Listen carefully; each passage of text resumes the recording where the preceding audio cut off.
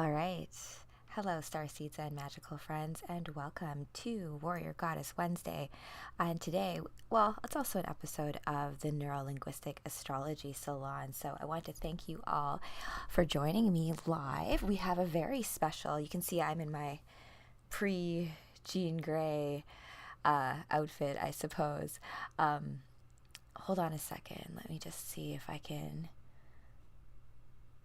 Oh no, we're good. We're good. Let's talk. Okay, so I'm using a new camera today. I'm using my Insta360 camera, so I'm just almost like a little bit thrown off by it a little bit, but not to worry. So what we're going to be talking about today is Jean Grey.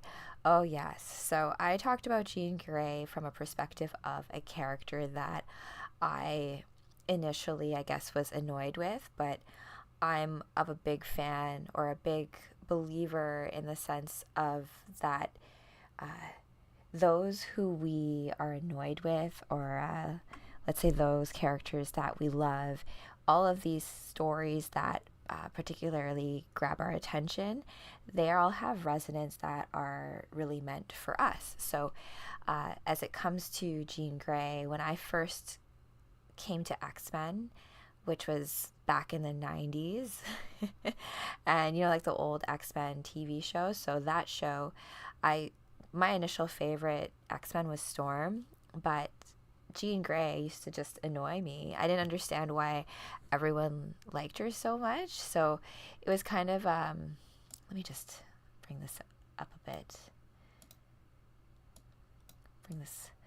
Bring myself a little closer to you guys. I don't need it to be quite so wide angle. All right. Okay. Okay, so we are going to be doing a neurolinguistic astrology salon on Jean Grey and a Synastry look about Jean loving Cyclops, or like Jean loving Wolverine. But so we're gonna get into that whole relationship astrology kind of look at things. So without further ado, let's get into the chart of the everlasting now, just as a way for us to ground ourselves in time space as it comes to what we're looking at. Because the way I kind of look at comic books and these types of stories is that they're like new mythology, right? They're a way for us to understand energetic aspects of ourselves. So yeah. Okay, let me just pick up the right screen. Wrong one. Here we go. So we've got the chart of the everlasting now, and let's see what's going on right now. I think we're still in Gemini, right? Yes, we are. We're on the tail end of Gemini season. We still have a lot of activity in Gemini, although not as much as we have had in the past. So let's just take a look. We've got the sun in Gemini, moon in Virgo, Mercury is in Gemini. Let's see, the moon is in Virgo. Oh yes. So Virgo moon's a very practical moon. Your moon represents your emotional self, your inner child, your inner mother, how you deal with things like your inner child, those deeper, darker, subconscious parts of yourselves. And it's kind of good that we talk about this a little bit more in depth, because Jean Grey's powers come from her subconscious. So we're going to get into her background origin story. So I've done, let's say, superhero astrological charts in the past. So I'm just going to flip to the original screen here. So I've done superhero charts in the past, right? And in those cases, the creators of those characters, like Supergirl's birthday is established as being as September 22nd. And Superman's birthday, he's a leap day / leap year baby, making him a Pisces because that's what his character was. And then same thing goes with Wonder Woman. Her birthday's established as like being in March. She's an early Taurus. She's an early Aries baby. That's just like my own bias coming out. But where's I going with this? Yeah, so it was harder to come up with birthdays for Jean Grey and Cyclops and Wolverine because I only have issue dates to work with. So Jean Grey is one of the first X-Men. We're going to go into her origin story now. And this will be a way for me to kind of talk about the difference between how we're going to run the chart for these characters, as opposed to how I've done things in the past with Supergirl and Nightwing, and how we did our little superhero expose investigative work to figure out. What I'm going to do, this is going to be an exercise in what's called rectifying a chart. It's if you know the date of someone's date of birth, but then not necessarily their rising sign. And it's also going to be a cool way to look into, like if you don't necessarily know your birth time, is there a way for you to kind of do some, deduction and figure out perhaps what it could be? Perhaps, yes. So let's go back here. Jean Grey. Make sure that you can see most of it and less of the ads. Okay. I'm just going to read. This is a cool shot of her. So she's very much associated with the Phoenix and the Phoenix Force. And if you were with me for my reading of the history of the Marvel Universe, you could, I don't know if I got into, it did talk about the Phoenix a bit, but the Phoenix is a force of creation, but to create, you must also have destruction. So there's that duality that is involved with this. So here's a quote from Jean Grey. "We came into this world alone and we leave the same way. The time we spent in between, the time spent alive, sharing, learning together, is all that makes life worth living." Jean Grey. Oh yes, that's a great shot of her, all phoenixed out and resurrected. So Jean Grey is a mutant, and my comic book read, because I'm in my Jean Grey form, almost Jean Grey. I'm not in my X-Men form just yet, but I'm reading a comic book. Let me just grab it quickly. Called Judgment Day. Yeah. So it's a crossover. I love the crossover comics, right? So especially for the live reads, because it features everybody's favorite characters, and so they all get to play together, and it's kind of fun to see the interaction. So it is an Avengers, X-Men, and Eternals crossover, and Jean's in it and plays a big role in it. I guess whenever you're dealing with celestial entities, the Phoenix is going to be involved, and Jean is very tied to the Phoenix. But let me just keep going with her origin story. So Jean Grey is a mutant with vast empathetic and telepathic abilities that were traumatically awakened during childhood when she witnessed her best friend's death. So this makes me believe that Jean Grey would have a moon in Pisces. Moon in Pisces we're talking about the moon, and right now the moon's in Virgo. Virgo tends to be a more practical moon. Less likely that Jean would be a moon in Virgo. She would probably have something that deals a little bit more intensely with the emotions and the intuitive state of that.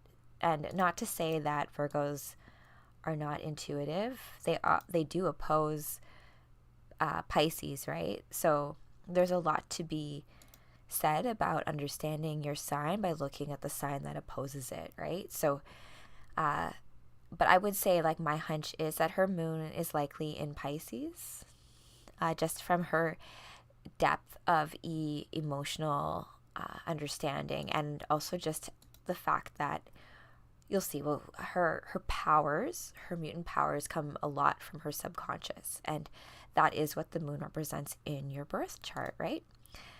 All right, let's continue. Let's make sure you guys can see. Keep grabbing the wrong thing when I'm moving it. Here we go.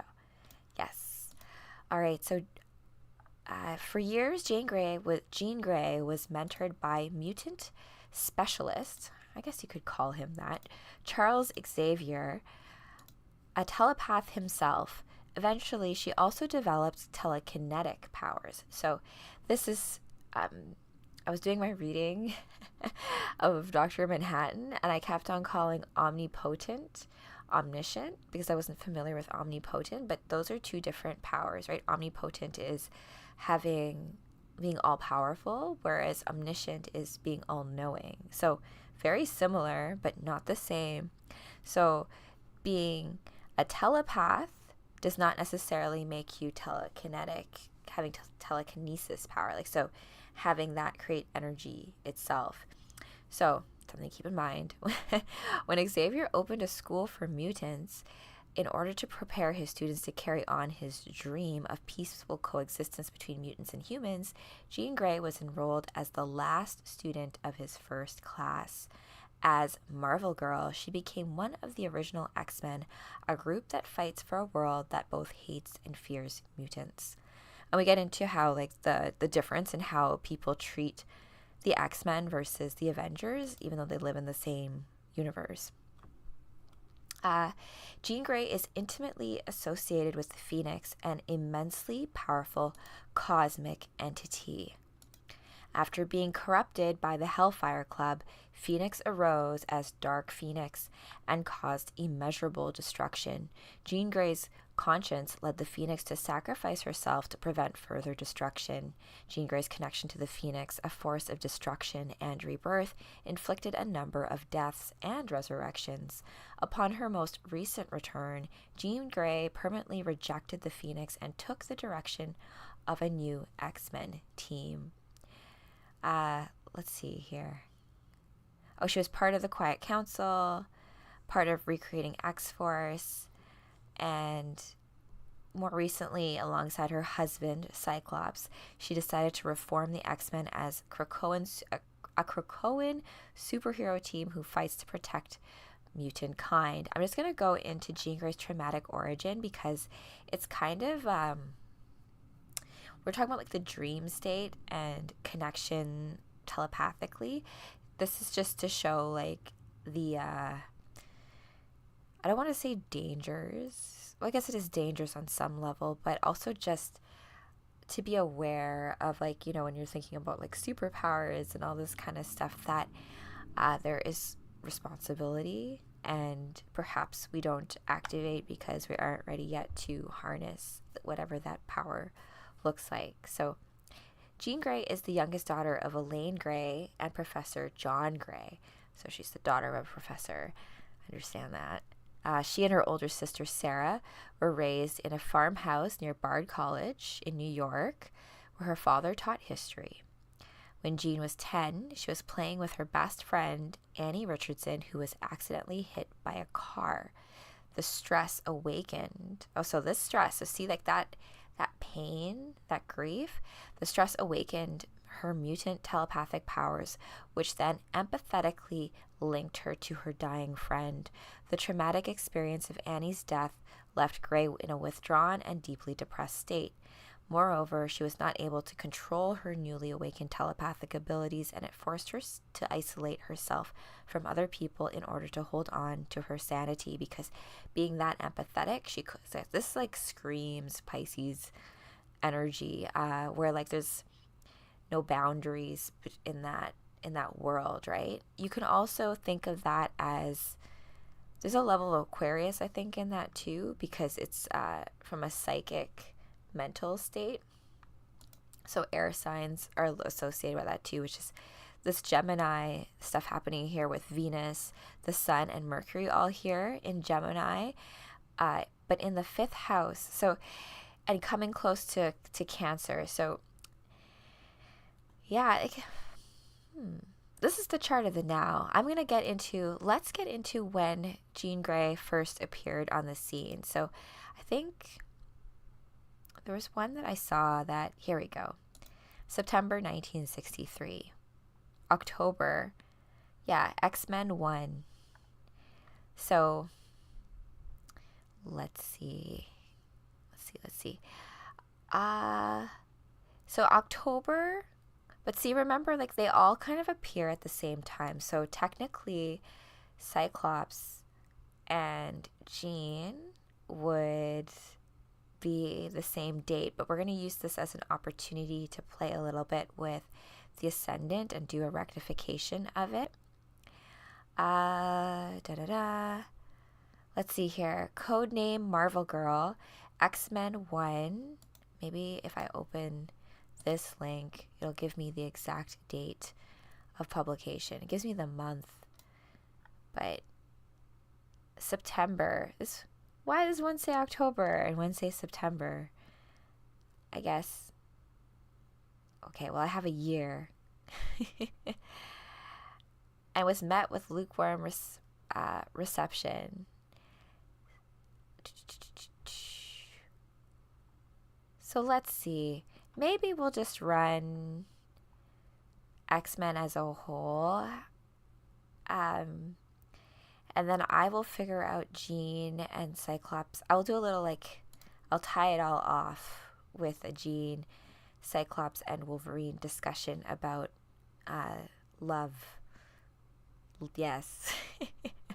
And my thoughts on it. On one of my comic book live conversations, someone asked me, who does Jean love, Cyclops or Wolverine? And I will get to that in just a moment, what my thoughts are on it. I feel like some people thought I had a cop-out response, but I feel like that is what stories do a great job of doing, explaining certain things that are just difficult to do. Okay, this isn't giving me exactly. Let me try one more. Marvel. That's a cool one. I like that. Let's see. She's an Omega level mutant. She can read thoughts, but there's ethics around that too. You should need to ask for permission before you do that. Let's see here. While empowered by the Phoenix Force, Grey has total telekinetic control of matter at the molecular level, allowing her to manipulate atomic structures on a universal scale. She can generate any form of energy in a seemingly unlimited amount, as well as absorb energy from sources as great as supernova, or even convert her physical form to pure energy and back again.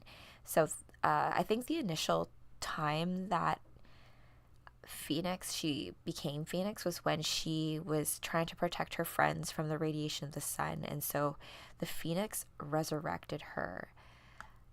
Okay, I'm gonna see when was the publication?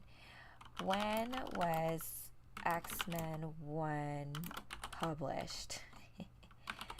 But do you see there's no birth date? If you look at the DC fandom, they tell you, but in this case, they don't. So 1963 is the year. No, it's 1991. What the heck? X-Men. I love that Britannica. On August. What? Why is it saying August 20th? Oh, it's a relaunch of it. Okay, but 1963 was the first one. Okay, I'm now getting further away from it. Okay. This is it. The X-Men one. Oh man, look at that old school costume. Okay, does it tell me? It doesn't really tell you the date exactly. Okay, here we go. Oh my gosh. Okay, so release date, July 2nd, 1963. Cover date, September 1963. What is the difference between that?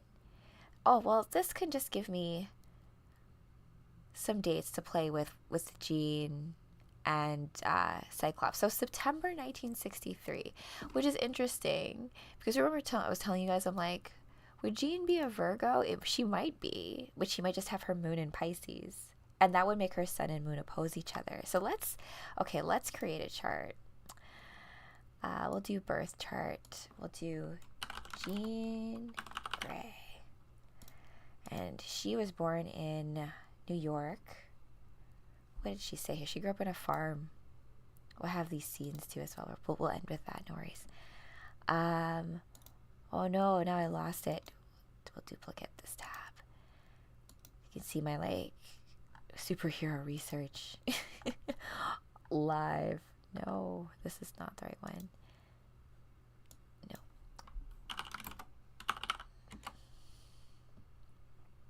Yes, I just needed this. Because, yeah, this is saying July 1963.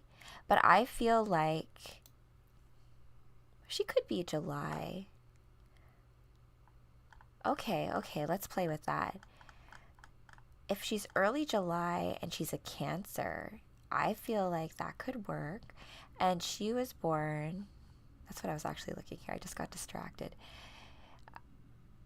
A farmhouse here, bar in Annandale on Hudson. That's like an actual place. How do I even... Okay, let's see if this even shows up in the...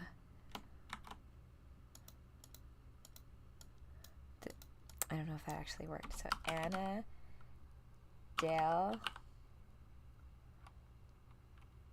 Oh. On Hudson? Okay. I think that works. Yeah. New York. Maybe it specifically is, Bard College. Okay. So I think that's good. And then we're going to do month July. So January, February, March, April, May, June, July. So 7. I don't know why I always... Is it 1, 2, 3, 4, 5, 6,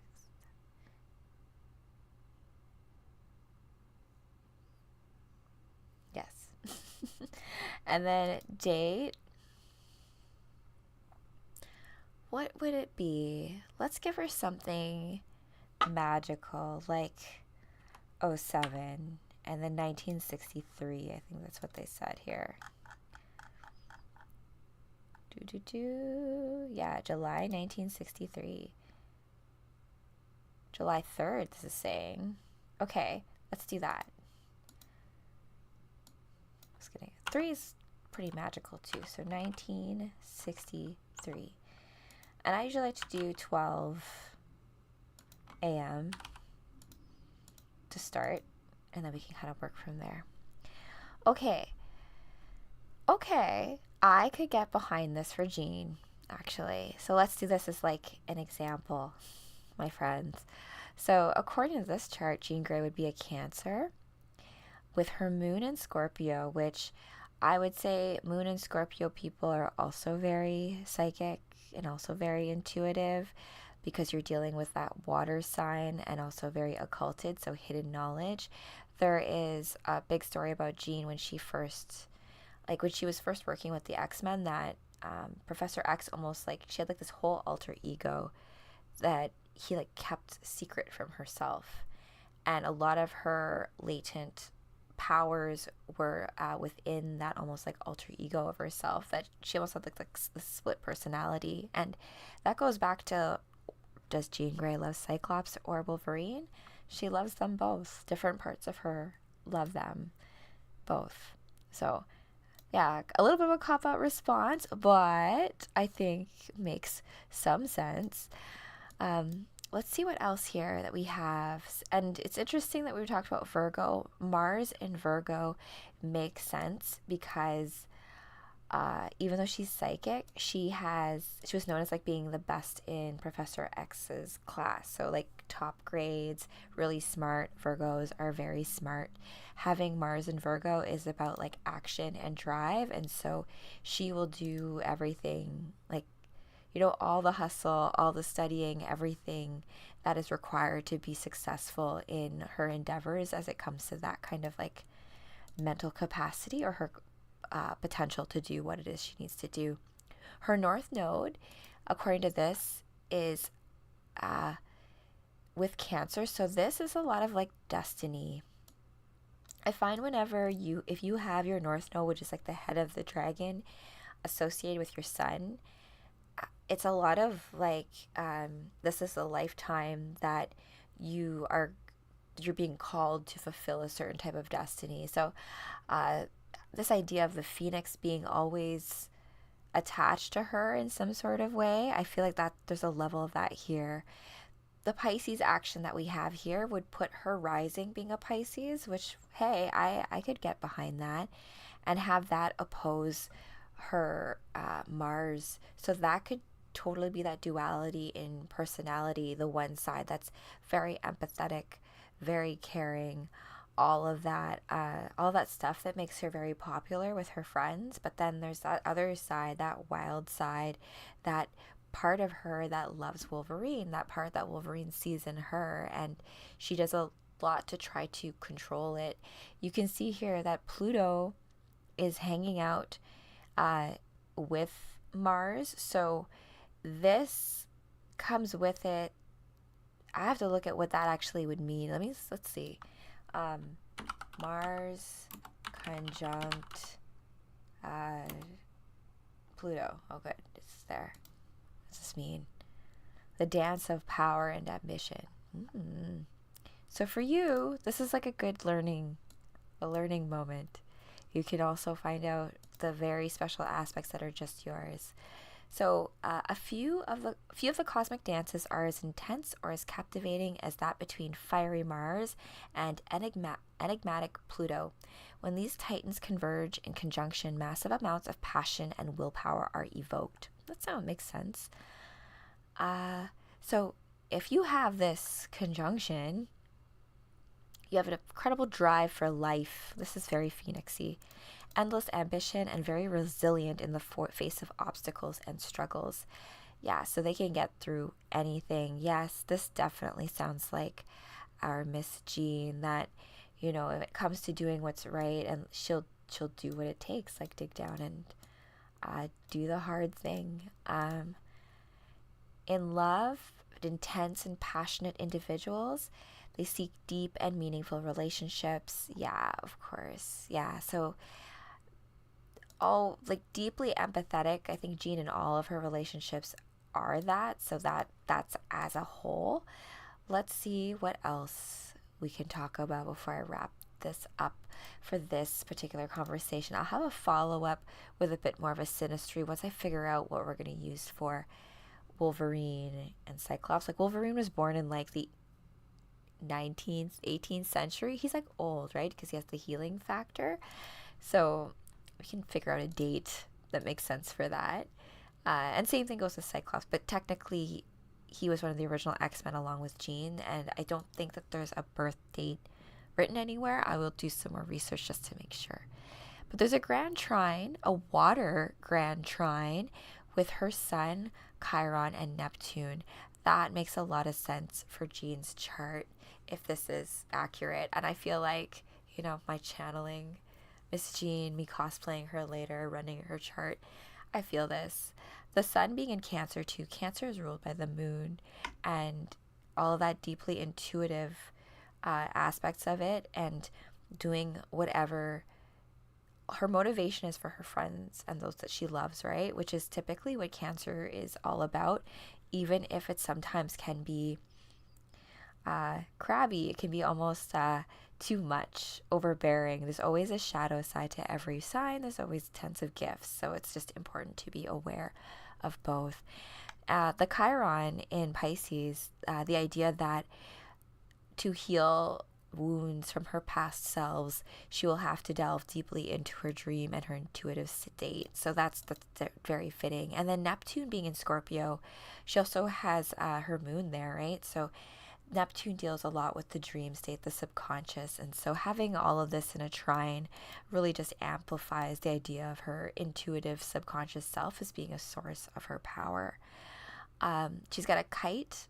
Not familiar with these particular shapes, but they do generate a lot of power. Let's see what I think in terms of this. The kite signifies that Chiron makes another appearance here, and these are all very water signs with one earth sign. So there's a level of being able to have this more practical, having the etheric upper level powers actually express themselves in a tangible sense is what she's able to do. So even what we were talking about before about how she was able to express telekinesis and she was a telepath first, that kind of shows that the kinetic part is the Mars aspect of what more psychic, intuitive, emotional powers, how it would be expressed.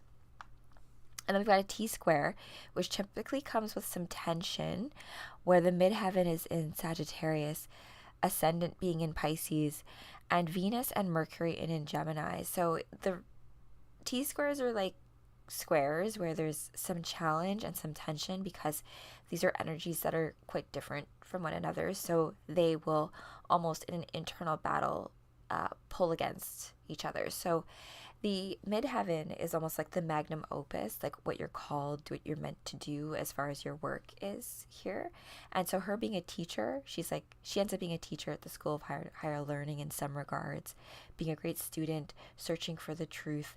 That's here, but it plays against her being a psychic and feeling into things, and less of it being so logical, right? Just intuitively going along with things instead of like over planning it. And then we've got also this more mutable Gemini side with Venus and Mercury. So her ability to just express love and communicate that is likely why people fall for her so much, because she can, she'd be a great therapist. Yeah, so that's my reading for Jean Grey. I think that this is pretty accurate if based on July 3rd, 1963 at 12 a.m. So we can play with it a little bit more, but I feel like that first, like that's part of like what divination is, right? Or your hunches. This feels right as far as Jean's chart. I'm going to do some digging around and see if I can rectify Cyclops and Wolverine's chart as well, to see if there's some synastry that we can do next time. So catch that. I will try to do that for Sunday perhaps, and then you can catch all of these replays, all of this recording on the Neurolinguistic Astrology Salon, which is available on my Substack in both an audio version and this video version, so you can actually see the chart and stuff like that. So that takes care of that, my friends. Thank you so much for joining me for Warrior Goddess Wednesday. I am signing off. I am your host, Rachel Z. I always forget to do the introduction. If you like my content, please give me a like, share, and subscribe. So appreciated. And I will catch all of you in the next video and on the lives if I see you there for the comic book reading later tonight. All right. Bye.